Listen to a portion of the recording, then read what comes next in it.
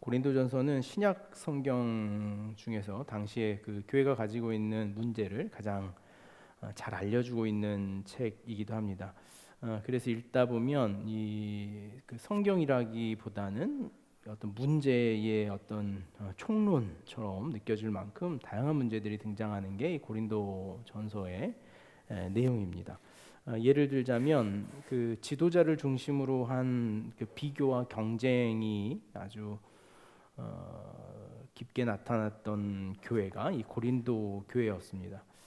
또 다양한 성적인 문제 그리고 결혼에 대한 가치관의 혼란 이런 것들이 초대 고린도 교회 안에 있었던 문제였습니다. 당시 고린도 지역에는 큰 고기 시장이 있었던 것으로 보여집니다. 그래서 우상에게 드렸던 제물로서의 고기를 먹고 마시는 일에 대한 논쟁, 또 우리가 잘 알고 있는 것처럼 고린도 교회 안에는 다양한 은사들이 있었기 때문에 그 은사가 누가 더 우월하냐라는 이 은사주의에 대한 판단, 아는 것처럼 또 예전과 예배, 성례와 성찬에 관련된 그리고 잘 아는 것처럼 이 고린도들은 부활에 대한 논쟁, 또 일부 고린도 교회 사람들 중에는 예수 그리스도의 부활을 부정하는 사람들이 있었기 때문에 이에 대한 논의들이 등장하는 것이 고린도서가 가지고 있는 이야기였습니다.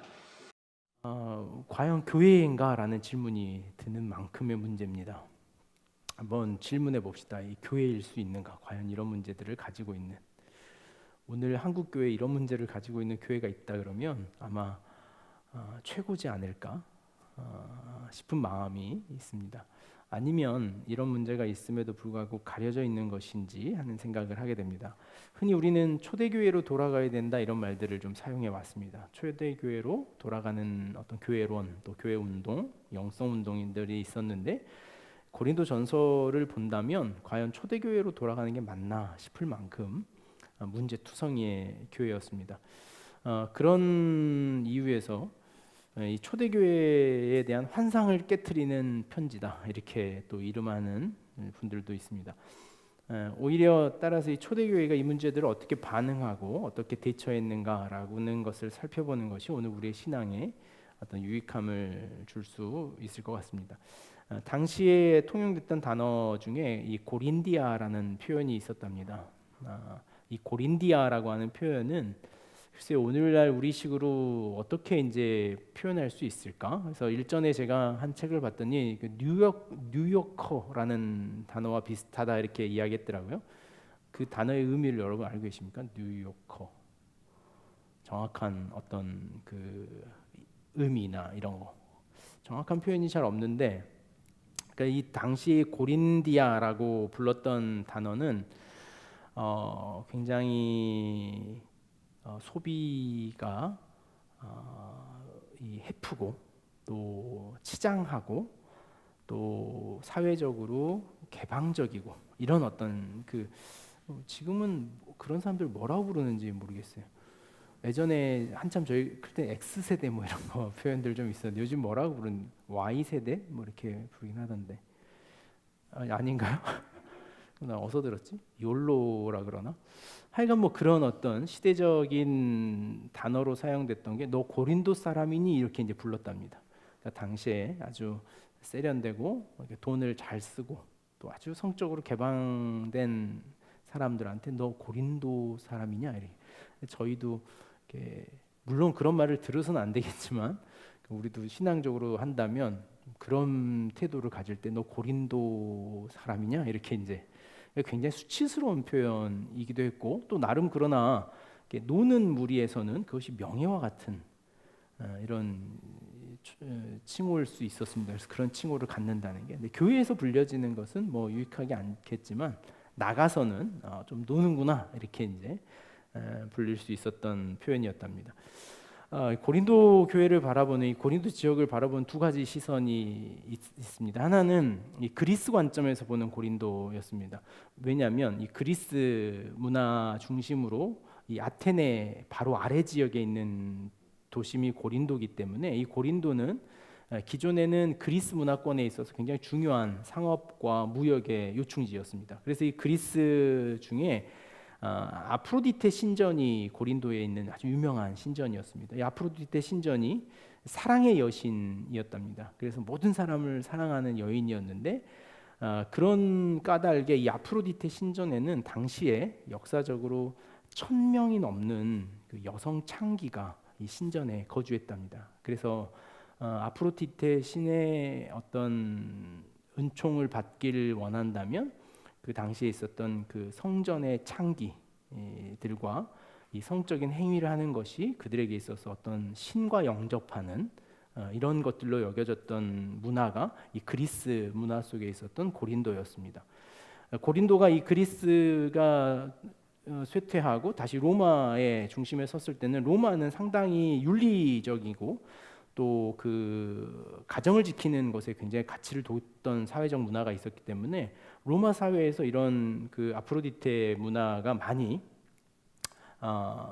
그 사그라들긴 했지만 그래도 음성적으로 그런 일들이 있었고, 당시에 로마가 가지고 있었던 특징 중에 하나는 이스트미안 경기라고 하는, 우리식에 보면 이제 지금 보면 뭐 철인 3종 경기 같은 이런 경주였습니다. 그래서 마차하고 이 어떤 그 투견, 어떤 개들과 직접 사람들이 싸우거나 아니면 사람과 사람이 싸우는 그 배너에 보면 그 전차 경주하는 거 여러분 혹시 기억나십니까? 굉장히 길게 나오는 그 전차 경주 같은 경주장이 있었던 곳이 이스트미안이었습니다. 로마 사회는 굉장히 그 경제 체제나 사회적 체제가 그 확고했기 때문에 이 고린도 교회 안에 어떤 문화가 이제 만들어지기 시작하냐면 이 고린도 지역에 어떤 길드 문화라고 하는, 그래서 사회적인 신분 간의 계층을 아주 세분화시키고 그런 것들을 절대적으로 지키려고 하는 노력들이 이 고린도 안에 있었습니다. 그러니까 왜 그런 이야기를 드리냐면 이것이 고린도 교회가 나중에 발견하게 되는 모든 문제들이었습니다. 그래서 이 계층 간에 누가 교회 안에서 우위에 있을 것이냐. 그래서 처음에 우리가 이제 고린도서를 보게 되면 나는 바울파다, 나는 바울 선생한테 직접 배웠다, 나는 아굴라에게 직접 배웠다, 그래? 그렇다면 나는 그리스도파다, 뭐 이런 식으로 해가지고 자신들이 교회 안에서 어떤 우위를 점령하려고 했던 문화적 형태가 일어났던 까닭이 이 로마의 영향을 받고 있었던 것이었고, 그들 안에 있었던 어떤 성적인 문란, 특별히 이제 이 고린도전서에 나오는데 근친상관과 같은 이런 이 성적인 문란함들이 고린도 교회 안에 있었는데 그것은 그리스 문화의 영향을 받았던 것으로 해석이 됩니다. 그래서 고린도전서가 가지고 있는 요지는 뭐냐면 예수 그리스도로 개종한 신앙인들이 세상에 대하여 어떻게 살아갈 것인가, 그러니까 세상에 대하여 어떤 모습으로 살아가는 것이 옳은가라고 하는 질문을 숨기지 않고 바울에게 고백하고 있는 글이 이 고린도전서라고 하는 책입니다. 바울에게 감추지 않고 그 문제들을 하나하나 이야기를 하게 되죠. 바울은 이 고린도 교회를 개척할 때 2차 전도 여행 중에 아덴에서 이렇게 쫓겨나듯이 아덴에서 실패한 어떤 사역을 그대로 가지고 고린도로 내려옵니다. 그래서 고린도에서 1년 반 정도, 18개월 정도 머물면서 교회를 개척하는데 대부분의 교회가 가정교회 형식이었던 것이 고린도 교회의 특징이었습니다.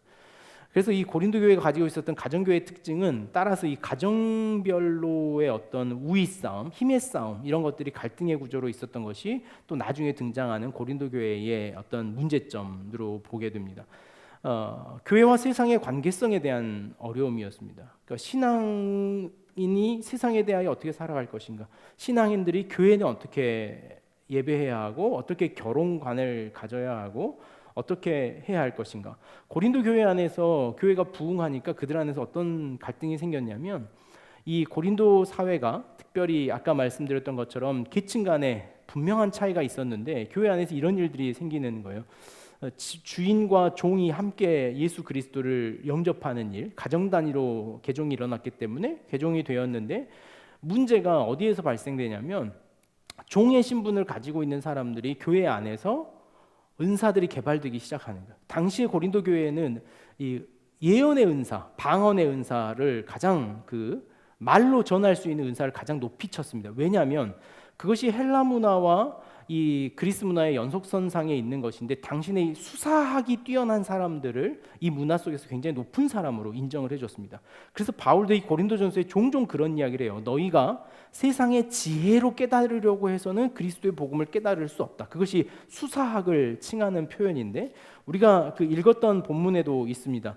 1장 17절에서 보면 그리스도께서 나를 보내심은 세례를 베풀게 하려 하심이 아니요 오직 복음을 전하게 하려 하심이로되 말의 지혜로 하지 아니함은에 등장하는 이 말의 지혜라고 하는 것은 당시의 이 수사학, 그러니까 누가 얼마나 말을 잘하느냐라고 하는 것에 그들의 마음이 굉장히 흔들려 있었기 때문입니다. 따라서 말을 잘하는 사람들이 더 좋은 은사를 가진 사람들이다. 언변이 좋은 사람들의 은사를 굉장히 존중해 줬던 것이 이 고린도였습니다. 근데 이제 문제가 뭐냐면 종과 이 주인이 같이 개종을 했는데 주인의 언변은 어눌한데 반대로 종의 언변술이 뛰어난 문제가 생기기 시작하는 거예요. 그러니까 세상에서는 분명히 주인과 종인데 교회에 와서는 이게 역전되는 상황이 생기는 거예요.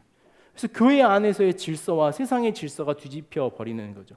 혹시 한국 교회도 초기에 그런 문제들이 많이 있었다 그럽니다. 집주인과 종이 같이 개종을 하는 바람에 원래 종한테 야 뭐 이렇게 막 했던 게 종이 장로가 되고 집주인은 집사가 되는 거죠. 그러니까 세상에 집에서는 이게 종이 이렇게 하대하다가 교회 오면 이분이 장로가 돼서 이제 집 주인을 하대하는 뭐 이런 일들이 생기다 보니까 과연 그 갈등을 어떻게 해결할 것인가 이런 거. 저희는 아직 그런 일은 없지 않나 싶습니다. 저희 안에는 특별히 뭐 그런 게 없는데 예전에 이제 예원에서 일했던 주연이나 예원 형제와의 관계 이런 거겠죠. 사장님이 같이 교회 다니고 이런 거. 그런데 주연이가 그래서 열심히 안 했는지 그 질서를 지키려고 그랬는지 모르겠지만 만약에 열심히 해가지고 주연이가 먼저 장로가 되고 예원 사장이 못 되고 이러면은 어떻게 이제 그 관계가 자리매겨질 것인가 이런 문제들이 있었던 것이 이제 고린도 교회가 가지고 있었던 문제였어요. 바울과 고린도 교회에 이 주고받았던 편지의 내용에 시나리오가 좀 있습니다. 사도행전 18장에 보면 바울이 어떻게 해서 이 고린도 교회를 개척하게 되었는가 이런 이야기들이 보이는데 지도를 한번 띄워주시겠어요? 바울이 2차 전도 여행 중이었습니다. 바울이 이 데살로니가 지역으로에서부터 복음을 시작을 하죠. 그래서 이 빌립보로부터 데살로니가 이 베레아에 이르러서 다시 아가야 지역으로 내려옵니다. 아덴에서 실패하고 이 고린도 지역으로 도망치듯이 와서 복음을 전하죠. 이 고린도에서 바울이 복음을 1년 반 정도 복음을 전하다가 이 에베소로 넘어갑니다. 그래서 에베소에서 잠시 머물던 중에 잠시 머물렀다가 다시 예루살렘으로 넘어가서 이 안디옥에 머물러서 2차 전도 여행이 바울은 끝이 나죠. 이 2차 전도 여행이 끝나는 지점이 사도행전 18장 1절에서부터 22절까지의 이야기가 이 이야기를 쭉 보여줍니다. 우리 한번 사도행전 18장 잠깐 한번 가보면 좋겠습니다. 18장 1절 신약성경 218면인데요.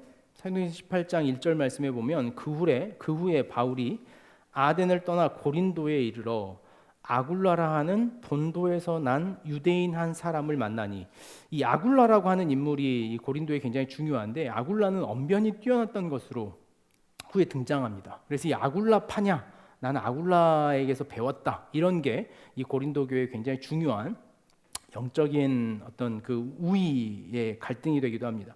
아굴라라고 하는 본도 사람이었습니다. 본도가 여러분 지도에 혹시 보이십니까? 본도 찾으셨습니까? 본도 사람이었습니다. 본도 아시아의 북쪽에 있는 저 끝에 꼭지처럼 되어 있는 본도 사람이었습니다. 그러니까 얼마나 멀리 와 있는 사람입니까? 고린도라고 하는 지역까지. 그러니까 당시 이 고린도라고 하는 지역이 굉장히 문화적으로 다양한 민족들, 다양한 사람들이 몰려 있었던 사람입니다. 거기에 보면 또 이 본도에서 난 유대인 한 사람의 만나니 글라우디오가 모든 유대인을 명하여 로마에서 떠나. 이 글라우디오는 당시에 로마 총독이었습니다. 근데 로마 총독이었는데 당시에 로마에 사회적 문제가 일어나서 일전에 한번 이 이야기를 드린 적이 있는데, 로마에 거주하는 모든 이방인들, 외국인들을 로마에서 다 쫓아냅니다. 그때 누가 쫓겨나서 이게 오게 되냐면 브리스길라와 함께, 브리스길라와 하면 또 누가 짝꿍입니까? 브리스길라와 아굴라, 이렇게 가정이 이달리아에서부터 쫓겨나서 로마죠. 지금 지금으로는 이탈리아를 의미합니다. 거기에서부터 이제 쫓겨나서 이 고린도 지역으로 내려온 사람들이었습니다. 그러니까 고린도가 본인 거주지가 원래 아닌 사람들이었던 거죠. 그래서 사도행전 18장에 보면요, 바울이 그들과 함께 뭘 했냐면 18장 3절 말씀에 생업이 같으므로 함께 일을 하니 그 생업은 천막을 만드는 것이더라. 그러니까 바울은 고린도 교회에서 고린도 교회 교인들이 헌금한 것으로 살아간 것이 아니라 1년 6개월 동안 바울은 자신의 생업을, 그러니까 자비량 선교를 한 거죠. 지금식으로 하면 자신이 할 수 있는 일을 가지고. 그래서 흔히 이제 이런 자비량 선교의 대표적인 사람으로 여기 이제 많이 합니다. 그래서 우리 전문인 의료인들 중에 이런 사역하시는 분들, 외국에 가서 사는 분들을 여기에 이제 빗대어 표현을 하게 되죠. 이런 중에 모여든 사람들이 함께 바울과 모여집니다. 18장 4절 말씀에 보면 안식일마다 바울이 회당에서 강론하고 유대인과 헬라인을 권면하니라. 근데 회당에서 권면하는데요, 감사하게도 회당장이 회심을 합니다. 회당장이 누구였냐면요, 8절 한번 보시겠어요? 18장 8절 회당장 그리스보가 온 집안과 더불어 주를 믿으며 수많은 고린도 사람도 듣고 믿어 세례를 받더라, 이렇게 말합니다. 그리스보와 가이오라고 하는 이 가정이 회당장 가정이었는데, 이 가정이 가정 중심으로 은혜를 받고 하나님 앞에 돌아오는 이 경험을 하게 됩니다. 18장 5절로 보면 실라와 디모데가 마게도냐로부터 내려와서 바울이 하나님의 말씀에 붙잡혀 유대인들에게 예수를 그리스도라 밝히 증언해. 당시 마게도냐 지역에서 바울과 베레아나 데살로니가 지역에서 우리가 잘 알고 있는 것처럼 바울만 먼저 피신을 합니다. 맞아 죽을 지경에 하죠. 그래서 그때 누굴 남겨놨냐면 신라와 디모데를 남겨놓고 내려왔던 것을 나중에 이 고린도에서 다시 이제 모여서 이 고린도 교회를 개척하는 일에 이들이 이제 협력을 하게 됩니다. 그러니까 고린도 교회를 우리가 왜 이해해야 되냐면, 고린도 교회가 처음부터 어떤 교회적 기반을 가지고 성장했던 교회가 아니라 가정교회, 그리고 그것도 그 지역 기반이 없는 사람들 중심으로 고린도 교회가 만들어졌다는 것이 이 고린도 전서를 이해하는 데 굉장히 중요한 어떤 관점을 갖기 때문에 우리가 이 점을 좀 이야기하게 됩니다. 바울이 사역을 하고 나서 3차 전도 여행을 떠납니다. 그래서 검정색 점선이 이제 3차 전도 여행인데요, 안디옥에서 출발해서 다소, 이고니온, 그리고 에베소에 다시 가죠. 그래서 이 검정색 실선인데 안디옥에서 2차 전도 여행 끝내고 3차 전도 여행을 다시 시작합니다. 바울이 이 3차 전도 여행 당시에 에베소에서 머무르면서 고린도 전서를 씁니다. 근데 이 에베소에서 머무르면서 고린도 전서를 왜 쓰게 되냐면, 이 에베소에 머물러 있는 사이에 고린도 교회 안에서 그들 안에 어떤 문제가 발생됐다는 것을 바울이 알게 됩니다. 고린도전서 5장 9절 말씀을 한번 보실까요? 바울이 이때 당시에 이 에베소에서 처음 편지를 쓴 내용인데, 그 편지에 쓴 내용이 뭐냐면 5장 9절입니다. 내가 너희에게 쓴 편지에 음행하는 자들을 사귀지 말라 하였거니와 라고 하면서 바울이 이 에베소에서 들었던 고린도 교회 문제에 대하여 바울이 먼저 편지했다는 것을 바울은 이렇게 말을 하게 됩니다. 에베소에서 2년간 머무르면서 바울은 이 편지를 쓰게 되는데요, 다시 고린도전서 1장 11절 말씀을 한번 보시면 1장 11절, 고린도 교회에 있었던 글로에라고 하는 사람에 의해서 바울은 또 한 가지 어떤 소식을 듣냐면, 그들 안에서 어떤 분쟁이 있었다는 소식을 에베소에서 듣게 됩니다. 11절 말씀에 내 형제들아 글로에의 집 편으로 너희에 대한 말을 내게 들리니 곧 너희 가운데 분쟁이 있다는 것이다. 그러니까 분쟁과 어떤 음행과 이런 문제들이 고린도 안에 있다는 것을 바울이 이 글로에 사람을 통해서 듣게 됩니다. 16장 고린도전서 16장으로 한번 가면 16장 15절에서 15절 여기서 보면 당시에 고린도 교회에서 있었던 그 첫열배 가장 첫 번째 성도가 누군지 이 정보를 알게 되는데요. 한번 같이 한번 읽을까요? 16장 15절에서 18절까지 형제들아 스데바나의 집은 곧 아가야의 첫 열매요 또 성도 섬기기로 작정한 줄을 너희가 아는지라 내가 너희를 권하노니 이 같은 사람들과 함께 일하며 수고하는 모든 사람에게 순종하라. 내가 스데바나와 아가이고가 온 것을 기뻐하노니 그들이 너희의 부족한 것을 채웠음이라. 그들이 나와 너희 마음을 시원하게 하였으니 그러므로 너희는 이런 사람들을 알아주라. 그러니까 당시에 교회 안에서 문제가 생기자 그러니까 교회를 사랑하던 사람들이 바울이 어디 있는가를 찾아서 문제를 가지고 가기 시작한 거예요. 그래서 바울이 에베소에서 이들과 만나서 이 소식을 듣게 됩니다. 근데 안타까운 건 뭐냐면요. 이 고린도전서는 사실상 당시의 편지만으로는 실패한 편지였습니다. 왜냐하면 바울이 보내는 이 고린도전서의 편지에 고린도 교회가 회개하고 돌아섰느냐? 그렇지 않았어요. 그러니까 바울이 이 편지를 보냈지만 성도들은 그 말을 듣지 않고 자신들의 길로 제각기 가고 말았습니다. 바울이 그들을 설득하고 책망하기 위해서 그래서 결국에 이 고린도 교회를 방문해야겠다는 마음을 에베소에서 갖습니다. 그것이 고린도후서 2장 1절에 등장을 해요. 고린도후서 2장 1절. 고린도후서 2장 1절 말씀 같이 한번 읽겠습니다. 내가 다시는 너희에게 근심 중에 나아가지 아니하기로 스스로 결심하였노니. 그러니까 내가 다시는 너희 중에 가지 않겠다 이 말은 한 번 갔다 왔는데요. 가서 바울이 상처만 받고 온 거예요. 이 고린도 교회 갔는데 여전히 그 문제가 너희가 그 일에 빠지지 말아라라고 했던 일들을 여전히 하고 있는 마음을 갖는 거예요. 이 안에 이제 약간 그 목회자의 마음을 조금은 이제 갖는 것 같아요. 그러니까 그러지 않았으면 좋겠다는 마음의 간절함으로 사랑으로 편지를 썼음에도 불구하고 삶이 변하지 않는 고린도 교회를 바울이 보고 와서는 이런 마음을 갖는 거예요. 내가 다시는 가지 않겠다. 내가 정말 볼 용기가 없다. 혹시 그런 마음 아십니까, 여러분? 볼 용기가 없는 마음. 아실려나 모르겠어요. 혹시 아세요? 누군가의 문제를 좀 바꿔보려고 노력했는데 또다시 그 문제가 발생했을 때는 알면서도 피하게 되는 그런 상태가 있어요. 그래서 그 문제를 다시 직면하면 어쩌면 서로가 그 다음을 예견할 수 없기 때문에 갖는 어떤 이 문제인 것 같아요.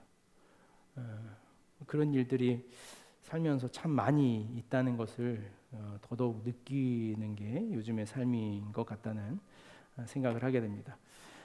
에베소서로 다시 돌아와서 바울은 자신이 쓴 편지에 대한 마음을 써요. 내가 너희한테 굉장히 험한 말을 많이 썼다. 이게 이제 고린도후서 7장이에요. 고린도후서 7장 한번 보실까요? 디도 편에 그 편지를 보냅니다. 고린도후서 7장이에요. 그러면서 고린도후서 7장 8절 말씀을 여러분 한번 보겠습니다. 7장 8절 같이 한번 읽겠습니다. 그러므로 내가 편지로 너희를 근심하게 한 것을 후회하였으나 지금은 후회하지 아니함은 그 편지가 너희로 잠시만 금심하게 한 줄을 알미라. 이렇게 말. 그러니까 고린도전서를 쓰면서 바울이 굉장히 험한 말, 혹독한 말, 센 말들, 강한 말들을 많이 했던 모양이에요. 그 말을 한 것에 대해서 본인이 후회했다 이렇게 말을 하는 거죠. 그 마음도 참 이해하기 힘든 마음인 것 같아요. 되차게 못하는 그 마음, 안 되는 그 어떤 거, 그러면 안 되라는 말조차도 어미할 수 없는 바울의 마음이 상당히 깊게 또 헤아려진다는 생각을 갖습니다. 그러던 중에 감사한 것은 뭐냐면 바울이 이 에베소에 계속 머무르지 못하고 에베소에 문제가 생깁니다. 사도행전 19장에 있는 이야기인데 이 더메드리오에 의해서 당시에 이 에베소 교회에서 우상을 만들어서 팔던 이들과의 갈등이 생겨서 바울이 에베소에서 떠납니다. 근데 이 바울이 에베소에서 떠나오는 그 지점에 어떤 소식을 접하게 되냐면 고린도 사람들이 회개했다는 소식을 듣게 돼요. 그러면서 바울이 엄청난 기쁨을 고백합니다. 그게 이제 고린도후서를 쓴 배경이에요. 그래서 고린도전서의 편지는 크게는 두 편의 편지가 모여진 책입니다. 먼저 보내고 이후에 한 번 더 보낸 편지가 고린도전서고, 그 고린도전서가 보내진 과정과 이후에 고린도 교회가 회개했다는 것을 듣고 바울이 기쁜 마음으로 기록한 책이 고린도후서라는 편지였습니다. 그래서 바울은 고린도후서 7장 9절 말씀에 이렇게 말하죠. 내가 지금 기뻐함은 너희로 근심하게 한 까닭이 아니요 도리어 너희가 근심함으로 회개함에 이르는 까닭이라. 너희가 하나님의 뜻대로 근심하게 된 것은 우리에게서 아무 해도 받지 않게 하려 함이라. 그러면서 10절에 하나님의 뜻대로 근심을 하고 보라 그 뜻이 너희들을 근심하게 했지만 그것이 그 근심이 결국에 너희들을 하나님 앞에 서게 한 것이다. 이런 그 바울의 기뻐하는 회심의 이야기가 있는 것이 고린도후서 7장입니다. 그리고 나서 8장에는 너희들이 보내준 연보, 그것들을 하나님 어떻게 쓰셨는지에 대한 보고, 그것이 8장과 9장을 쭉 연결하고 자신의 이제 사도직 그리고 환상과 계시에 대한 이야기를 쭉 마지막 하는 것이 고린도후서가 가지고 있는 전서와 후서의 이 바울과 고린도 간에 있었던 서신에 대한 이 전반적인 내용이다, 이렇게 볼 수 있습니다. 고린도 교회가 가지고 있었던 가장 중요한 문제들은 어쩌면 우리가 오늘 접하고 있는 여러 가지 사회적 문제와 매우 유사하고 일치하는 경우가 많이 있습니다. 고린도전서에는 유명한 본문들이 굉장히 많습니다. 혹시 여러분들 고린도전서 본문 중에 개인적으로 이렇게 마음에 새겼거나 또 떠오르는, 고린도전서 하면은 가장 또 유명한 장이 있죠. 베라한테 한번 또 물어볼까? 주일날 못 맞췄으니까. 주일날 저녁에 저한테 카톡이 왔더라고요. 자기 성경책만 있었으면 맞췄을 건데 성경책을 안 갖고 갔다고. 그래서 오늘도 안 갖고 왔는 것 같아요. 고린도전서의 제일 유명한 장. 네, 그건 다 알죠. 고린도전서 제일 유명한 장. 이름이 따로 있잖아요. 네? 네? 사장? 사랑장 맞아요. 사랑장.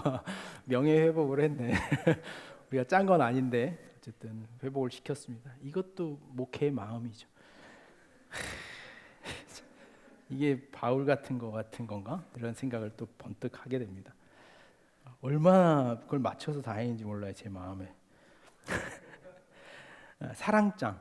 그러니까 바울이 가지고 있는 근본적인 마음의 구조가 뭔지를 보여주는 것이 이제 고린도서 13장. 그러니까 모든 것 중에 가장 뛰어난 것은 너희들이 가지고 있는 은사, 어떤 지식의 부요함, 어떤 싸움, 결혼을 하는 게 맞냐, 부활이 있냐 없냐, 성찬은 어떻게 하는 거냐라는 걸 다 뛰어넘어서 너희들 안에 사랑이 좀 있으면 좋겠다. 사랑하는 마음이 하나 있다면 해결되지 않겠냐, 이렇게 이제 하는 것이 고린도전서가 가지고 있는 특징입니다. 그래서 바울은 그런 맥락에서 고린도전서, 오늘 우리가 읽었던 이제 1장 1절에서 9절까지를 잠깐 나누고 끝낼 텐데요. 그렇게 문제가 있다는 소식을 바울이 들었을 때 여러분 같으면 편지의 첫머리에 뭐라고 쓰실 것 같습니까? 네? 이렇게 쓰실 수 있겠습니까? 하나님의 뜻을 따라 그리스도 예수의 사도로 부르심을 받은 바울과 형제 소스데네는 고린도에 있는 하나님의 교회 곧 그리스도 예수 안에서 거룩하여지고 성도라 부르심을 받은 자들과 또 각처에서 우리 주 곧 그들과 우리의 주 되신 예수 그리스도 이름을 부르는 모든 자들에게 하나님 우리 아버지와 주 예수 그리스도로부터 은혜와 평강이 있기를 원하노라. 이렇게 보낼 자신이 있겠습니까? 심지어 뭐라고까지 말하냐면 내가 너희들을 생각하며 항상 감사한다. 1장 4절에 그리스도 예수 안에서 너희에게 주신 하나님의 은혜로 말미암아 내가 너희를 위하여 항상 하나님께 감사한다. 이런 말이 나올까요? 이런 말이 가시가 아닌가? 바울이 이게 꼬시려고 이제 인트로를 이렇게 잡고 있는 건 아닌가 싶을 만큼이나 상황과 맞지 않는 말입니다. 근데 바울이 어떻게 그럴 수 있었을까? 이게 이제 오늘 고린도전서를 읽는 우리의 전체적인 영성이어야 된다라는 생각으로 오늘 말씀을 좀 만들어 볼까 합니다. 바울은 복음의 가치가 무엇인지를 고린도 교회에 말하고 싶었습니다. 그래서 로마서는 머리에 말하는 글이다 이렇게 표현을 한다면 고린도전서는 가슴에 말하는 글이다 이렇게 평론하기도 합니다. 고린도전서를 시작하면서 바울은 복음의 가치가 자기 자신 안에서 살아나기를 바라던 마음이 컸던 것 같아요. 그러니까 복음이라고 하는 행위의 태도가 어떻게 되어야 될 것인가라는 거죠. 흔히 이 개신교 교회가 가지고 있는 두 가지 어떤 큰 장르의 흐름이 있습니다. 하나의 그 장르는 이 개혁교회의 중심에 있는 어떤 이 보수적 칼빈주의의 정통 신앙이 있는가 하면 이 감리교 중심의 존 웨슬리가 했었던 이 감리교 중심의 신앙, 이 두 개가 있습니다. 이 감리교 중심의 신앙은 이게 이제 18세기 이후에 만들어진 개혁교회인데, 이 감리교 중심의 교회는 특징이 뭐냐면 사랑과 은사와 열정에 조금 더 포커스가 맺어져 있습니다. 그래서 부흥운동과 영성 각성운동이 있었던, 그래서 감리교는요, 실제로 감리교의 신앙이나 교회들의 특징을 가보면 거기 가면 열정을 굉장히 강조합니다. 자신의 헌신 이런 것들을 굉장히 많이 해요. 근데 제가 성장해온 이 칼빈주의, 일반 기독교 보수라고 하는 정통의 개혁교회는 하나님의 주권 중심입니다. 그러니까 하나님의 주권이 더 우선시 되지 인간의 열정과 헌신은 오히려 조금 더 강조되지 않아요. 그래서 이 존 웨슬리 계열의 개혁주의는 훨씬 인간적인 자기 고백적 신앙, 그래서 자신이 얼마나 하나님에 대해 인정할 수 있느냐, 이게 굉장히 강조되어져 있어요. 그래서 얼마나 하나님께 행위할 수 있느냐, 이걸 굉장히 높게 평가하는 주의가 있는가 하면, 하나님의 주권 중심은 인간이 좀 덜 하더라도 하나님이 견인해 갈 것이다 라고 하는 조금 더 자비와 은혜의 신앙이 있는 것이 이 기독교 신앙의 두 갈래입니다. 무엇이 옳고 무엇이 좋다 이렇게 말할 수는 없지만 저희가 서 있는 지점은 하나님의 주권의 신앙에 조금 더 있는 거죠. 바울의 이 신앙에 있어서 이 하나님의 주권의 신앙이 조금 더 우리가 알고 있는 대로 강조되는데, 어떤 측면에서 강조되냐면 하나님이 우리의 삶을 언젠가 끌고 가실 거다라고 하는 바울의 견해가 이 고린도전서 1장을 시작하는 굉장히 중요한 요지가 됩니다. 따라서 바울은 너희들이 무엇을 지키고 하지 않고 했다라고 하는 기독교적인 윤리와 법을 지켰다면 그 윤리의 법과 행위에 대하여 그들이 했다는 것은 그냥 옳고 그름에 대한 판단이었을 것 같아요. 그건 옳고 그건 하지 않고 그건 하는 게 맞다 이렇게만 판단했을 텐데, 바울은 신앙을 그렇게 판단하지 않고 은혜라고 하는 단어로 판단했어요. 신앙은 은혜다, 은혜. 그래서 이 1장 4절 말씀을 한번 보시겠어요? 그리스도 예수 안에서 너희에게 주신 하나님의 무엇으로 말미암아요? 은혜로 말미암았다 이렇게 말합니다. 은혜로 말미암았다. 그러니까 은혜로 말미암았기 때문에 4절 마지막에 감사가 있을 수 있는 거예요. 그러니까 은혜가 아닌 법칙으로 말미암았다면 그 뒤에는 감사가 아니에요. 그냥 옳았다죠. 어떤 원리와 원칙으로 하나님의 말씀이 주어졌다 그러면은 끝자락에 무엇이 있어야 됩니까? 나는 지켰고 너는 못 지켰다라고 하는 정죄가 있어야 맞는 거예요. 그러나 그것이 은혜로 주어졌기 때문에 그 결론이 감사로 될 수 있는 거죠. 내가 한 것이 아니라 하나님의 주권이 그것을 우리로 하게 한 문제이기 때문에 그렇게 될 수 있었던 것은 다만 내가 감사할 수밖에 없는 것이다. 그러니 바울이 지금 고린도 교회를 어떤 시선으로 보고 있냐면 이런 시선으로 보고 있는 거죠. 하나님의 은혜의 시선으로, 하나님이 하실 것이다라고 하는 은혜의 시선으로 그 문제들 하나하나를 덮어가고 있는 이 바울의 고뇌가 이 단어 안에 담겨져 있는 거죠. 또 한 가지 중요한 주제는 뭐냐면 바울과 고린도 교회 가운데 있는 관계예요. 바울이 고린도 교회를 개척하고 나서 이 편지를 받은 지점이요, 길게는 4년, 짧게는 3년 정도의 시간으로 사람들이 이렇게 봅니다. 이 문제를 접한 것이. 그러면 고린도 교회가 이 편지를 받는 지점에서 고린도 교회와 우리 교회는 비슷한 것 같아요. 저희 교회도 한 3년, 4년 정도 됐기 때문에, 그러니까 저희가 딱 이 고린도 교회의 지점에 있습니다. 그러나 한국 교회 전체적으로 보면 한국 교회 역사가 몇 년입니까? 100년이 넘거든요. 그러니까 100년이 넘는 역사적 교회와 당시 고린도 교회 한 3, 4년밖에 되지 않는 짧은 교회의 역사 중에 여전히 이 문제점을 그대로 가지고 있다면 누가 더 문제냐면 100년의 긴 역사를 가지고 있는 교회들의 문제가 더 크겠죠. 근데 여기에 큰 주제가 어디에 있냐면 당시의 고린도 교회는 자신의 문제를 바울에게 열어놓고 소통할 수 있었다는 거예요. 감추지 않고 말이에요.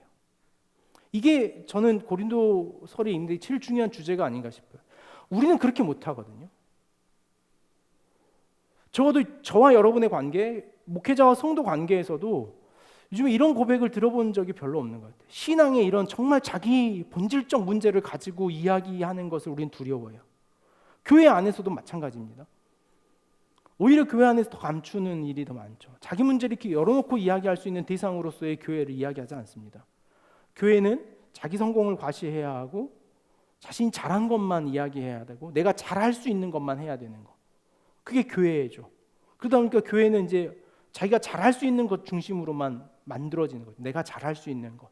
그것으로 중심으로 교회가 만들어지고 어떤 모임이 만들어지는.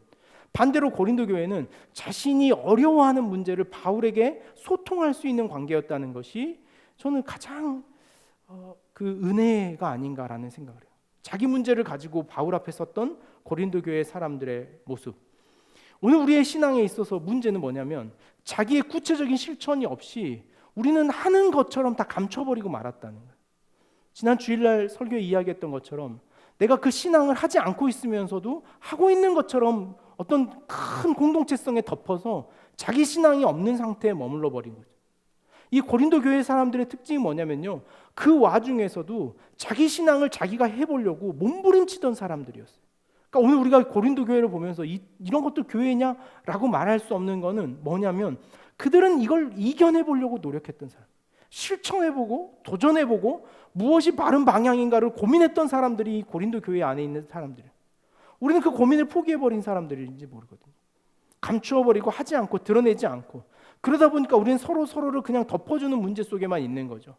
우리의 나눔이라고 하는 것, 우리의 신앙적 고민이라고 하는 것이 그렇게 깊은 고민과 질문 속으로 가지 못하고 표면적인 것으로만 나눠지고 있는 것이 고린도 교회와 우리 현재의 모습의 차이라면 차이일 수 있다는 거죠.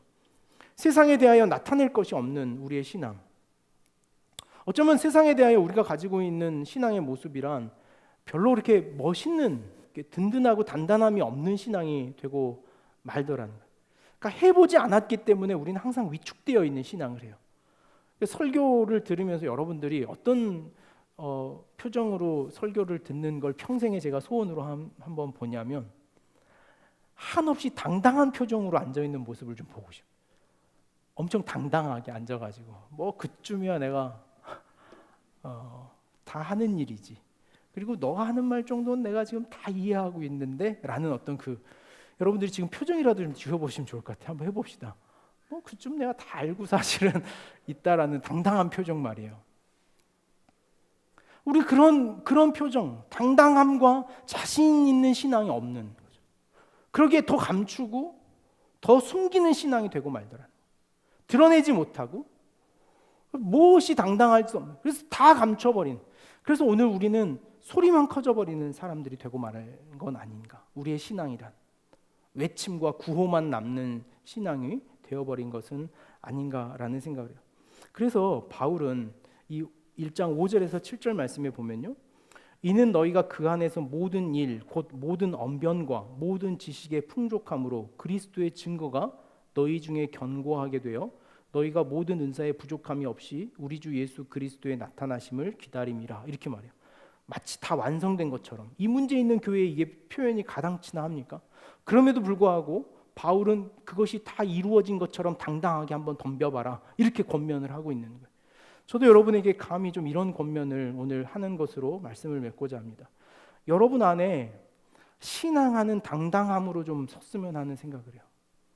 항상 신앙하지 못했다는 죄책감과 신앙하지 못했다라는 두려움으로 서지 말고 내가 신앙하고 있다는 단단함, 내가 하나님 앞에 살아가 보겠다라고 하는 당당함과 단단함으로 하나님 앞에 좀 맞서보는 것, 서보는 것, 그렇게 해보는 것, 그것이 얻어터지는 일, 문제가 되는 일이더라도 당당하게 말이에요. 있는 것처럼. 우리 형제가 이번에 결혼 준비하면서 저한테 그런 이야기를 해요. 크리스찬의 멋짐을 좀 본인의 결혼식에 좀 담아 보면 좋겠다. 멋짐, 제가 좋아하는 거죠. 제가 모교회가 서림교회인데요. 그 송재식 목사님이 프랑스에서 유학하고 오신 분이었습니다. 그분이 처음 오셨는데요, 44살에 담임으로 부임하셨어요. 1000명이 다 되는 교회. 근데 그분이 딱 오셨는데 프랑스에서 공부하고 오셔가지고 기존의 목사님들과 전혀 다른 멋짐이 있는 거예요. 그때 에스프레소를 드셨거든요. 그때 당시에 90년대 후반에 에스프레소를 드셨어요. 그래서 차에 탔는데 제가 이제 그때 운전병이어가지고 그 목사님 차를 청년 행사 때 좀 파킹하라는 명령을 받고, 그때 당시에 체어맨을 타셨는데 차도 기가 막힌데 뭐 시커먼 그 무슨 담배 찐 같은 물이 여기 있는 거예요. 그래서 제가 의심을 했습니다. 이분이 혹시 되게 나중에 이렇게 목사님 댁에 가서 한번 식사를 하면서 그 내려주는 거예요. 한 잔씩 에스프레소라는 게 있는데 먹어들 보겠나. 그래서 그 베이컨, 그때 당시 보니까 베이글이었던 것 같아요. 지금 생각에 그 베이글에 베이컨을 넣은 빵과 그 커피를 주셨어요. 다들 뭐 아주 난리가 났습니다. 이게 먹는 거냐 말입니까? 이렇게 가지고 빵도 딱딱한데 말이에요. 근데 그분이 저한테 처음에 제가 그분을 보면서 엉뚱한 걸 좀 좋아했던 것 같아요. 뭐냐면 그분이 우리에게 전해줬던 신앙은 당당함이었어요. 못한다고 좀 찌질하게 있지 말고 당당하게 좀, 안 돼도 되니까 당당하게 좀 살아라. 멋지게 당당하게 진 것처럼 하지 말고 당당하게 좀 살아라. 멋있게 머리에 염색들도 좀 하고. 그때 당시에 모자 쓰고 오는 걸 엄히 여겼습니다. 모교회 서림교회 굉장히 아주 그 장동진 목사님이 양림교회에 계시다 가신 분이었어요. 그러니까 그 전통을 다 만들어 놓고 가신 분이에요. 불도 아주 그 샹들리에 큰 거 본당에 있어가지고 불을 켰는지 껐는지 모르는 본당에서 예배를 드렸거든요. 어렸을 때 그분 오셔가지고 불 다 바꿨어요. 이 희부덕덕한 거 다 바꿔가지고 얼굴 보이는 걸로 바꿉시다. 그래서 항상 하시는 말씀이 당당하게, 여러분 졌습니까? 끝났습니까? 당당해야 됩니다. 막 혼을 내셨어요. 멋져야 됩니다. 좀 멋지게 좀 신앙하십시오. 찌질하게 끌려다니듯이 하지 말고 멋지게 좀 하십시오. 그게 저한테 굉장히 큰 메시지였어요. 근데 그분이 다닐 때요, 특별한 향이 있었어요. 근데 그게 또 젊은 나이에 멋있어 보이잖아요. 그래서 그분 집에 이렇게 초대돼서 임원이어가지고 갔는데 한 가지씩 궁금한 거 있으면 좀 물어봐 라고 하는데 다른 분들이 막 그럼 구원은 뭡니까? 이런 신학적 질문들 하는데 저는 그런 거 안 물어보고 싶고 물어볼 게 한 가지 있었어요. 뭘 물어봤냐? 목사님, 향수는 어떤 거 쓰십니까? 절 귀히 여기셨어요. 아 그래? 이 자식 괜찮네? 하시면서 본인이 쓰시던 향수를 절반 쓰시던 걸 절 주셨어요. 그 향수가 CK1이라고 하는 지금까지 제가 쓰고 있는 향이에요. 늘 저는 그 향을 뿌릴 때마다 생각해요. 그래, 멋있게 당당하게 하자. 끝나지 않았다. 지지 않았다. 신앙이라는 게 자칫 잘못하면 자꾸 진 것처럼, 패배자인 것처럼 살아가게 하는데 바울은 그러는 거예요. 고린도 교회 그 문제 많지만 진 것처럼 하지 말아라. 그리스도가 우리 안에 있으니 반드시 이긴다. 다 끝난 것처럼, 저버린 것처럼 신앙하지 말고 그래도 괜찮다. 당당하게 그 문제 앞에 맞서라. 이게 바울의 서신의 서론인 것 같아요. 우리도 지금 이 마음 가졌으면 좋겠어요. 우리 신앙하면서 너무 진 것처럼, 자꾸 뭔가 패배한 것처럼, 세상에 넘어진 것처럼 하지 말고 당당하게. 우리 주님 그거 보고 싶어 하시지 않겠어요? 우리 본다면, 우리 한 사람 한 사람 본다면 그 신앙의 든든함으로, 당당함으로 서 있는 모습 다시 기대하시겠다라는 생각을 갖습니다. 너희를 불러 그의 아들 예수 그리스도 우리 주와 더불어 교제하게 하시는 하나님은 미쁘시도다. 그 하나님에 대한 신앙과 삶이 우리가 고린도전서를 좀 쭉 묵상해 갈 때, 그래서 마음을 먹었어요. 제가 주일 설교도 6월 한 달간 고린도전서로 해야겠다 생각을 했습니다. 그래서 6월 한 달 동안 이 고린도전서를 우리가 좀 깊게 여러 갈래에서 좀 보면서 우리의 신앙의 그 좀 멋짐이 일어나는 그런 일들이 회복되는, 우리가 늘 위축되고 있잖아요. 자꾸 오늘도 문자가 계속 와요. 교회 와서 가능한 한 찬양을 하지 마십시오. 그리고 교회 와서 소리하고, 그럼 모이지 말라 그래야지 차라리. 여러분 목회자로서요, 불러놓고 가만히 앉혀놓는 게 더 어려운 일인 거 알죠? 차라리 노래라도 해야 시간이라도 보낼 텐데 그거 하지 말라 그러더라고요. 자꾸 위축되고 있는 이 신앙에 대하여 오늘 우리가 다시 한번 좀 6월 한 달 동안 고린도전서를 통해 일어날 수 있는 저와 여러분이 되기를 소망합니다. 기도하겠습니다. 나의 영혼이 잠잠히 하나님만 바라며 나의 구원이 그에게서 나는 도다. 나의 영혼아 잠잠히 하나님만 바라라. 나의 소망이 저